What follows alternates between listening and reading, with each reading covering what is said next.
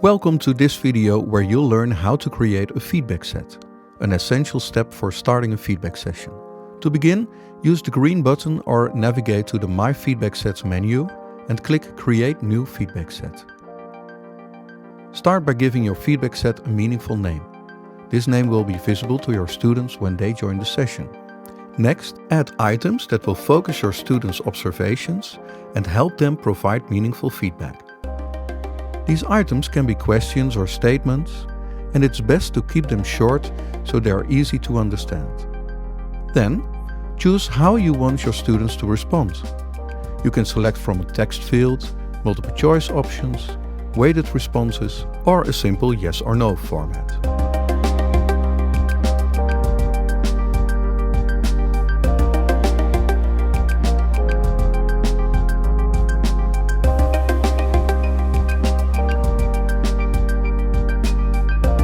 To make responding swift and effective during a feedback session, you can create standard responses, which we call feedback tags.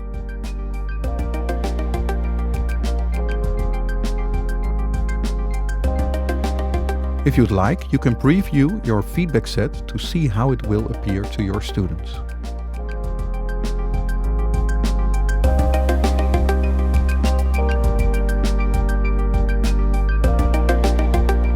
Once everything's ready, save your feedback set.